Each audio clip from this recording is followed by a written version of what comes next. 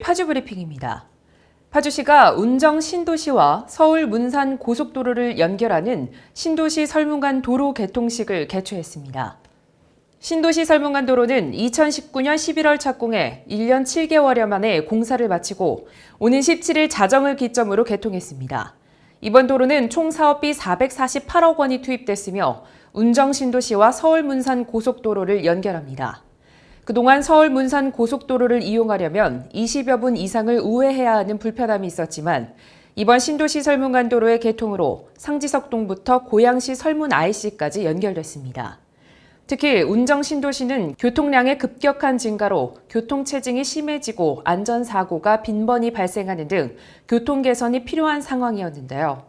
이번 도로는 이러한 문제점을 해소하는 시작이자 서울 문산고속도로의 연결로 서울 및 전국을 잇는 중심도로로 첫 발을 내딛게 됐습니다.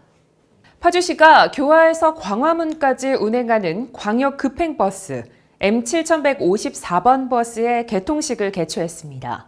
이날 최종환 파주시장을 비롯해 한양수 시의회 의장과 도의원과 시의원, 교화 운정 주민이 참석해 M7154번 버스의 개통을 축하하고 안전 운행을 기원했습니다.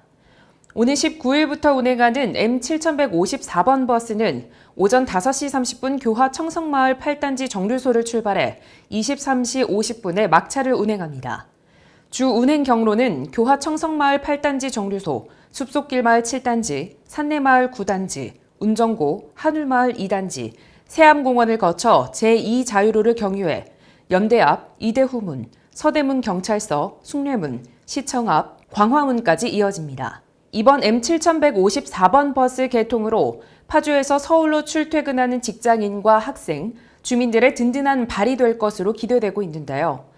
이와 관련해 파주시는 올해 전기버스 12대를 교체 투입해 광역교통 이용을 한층 확대하고 대중교통을 이용하는 주민들의 편리성을 도모할 계획입니다. 파주시가 2021년 경기도교육청 기초지자체 학교환경개선 협력사업 우수기관으로 선정됐습니다. 학교환경개선 협력사업은 안전하고 쾌적한 교육환경을 제공하기 위해 경기도교육청과 시군 지자체가 재원을 절반씩 분담해 초중고 특수학교의 시설환경 개선비를 지원하는 사업입니다. 파주시는 노후 화장실 개선과 냉난방기 교체에 집중 지원하는 내용의 학교 시설 개선 4개년 계획을 수립했습니다. 이를 위해 2018년 30억 7천만 원, 2019년 45억 원, 2020년 60억 원, 2021년 65억 원 등 해마다 지원금을 확대했는데요. 이는 4년간 167개 교가 지원받을 수 있는 규모로 총 200억 7천만 원이 투입됩니다. 한편 파주시는 학교 개방형 다목적 체육관 건립을 위해 현재까지 25개 교에 94억 6천만 원을 지원했습니다. 2021년 경기도 종합체육대회 자원봉사자를 모집합니다.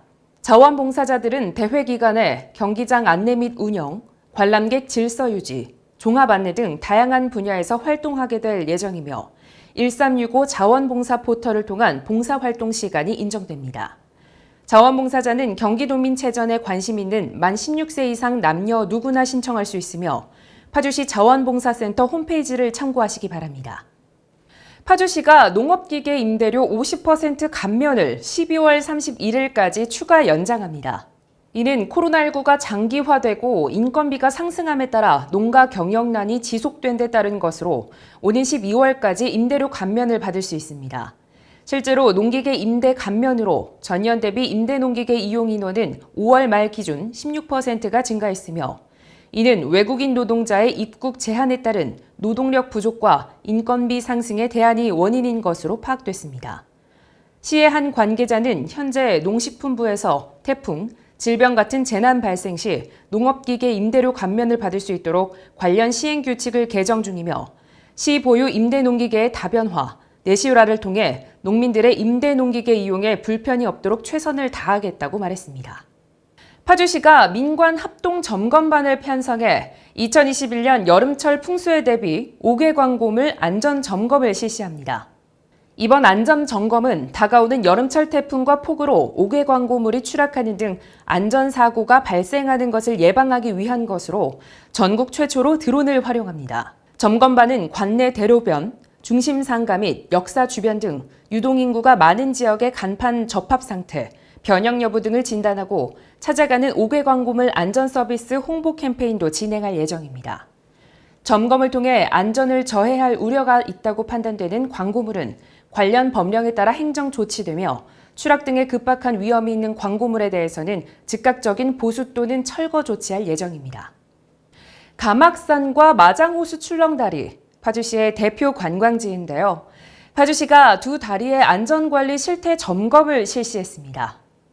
이번 현장 점검은 최종환 시장이 직접 점검에 나서 출렁다리 시설물의 안전 여부 등 경기도에서 실시한 실태 점검의 안전 조치가 잘 이루어졌는지 확인했습니다.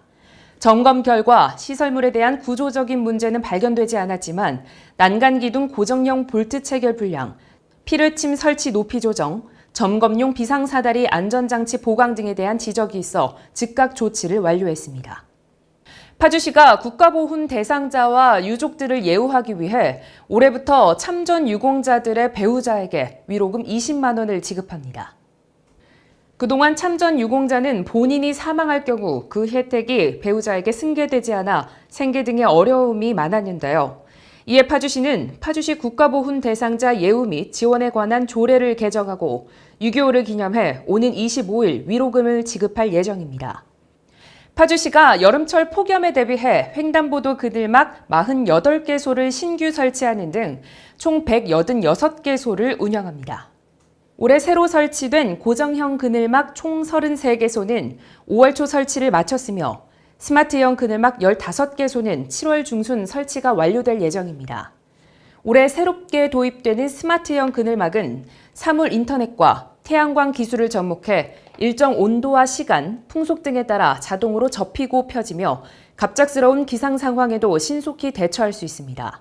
또한 어린이 보호구역의 그늘막 13개소는 노란색 원단을 사용해 어린이 보호구역임을 운전자가 쉽게 인지할 수 있도록 했습니다.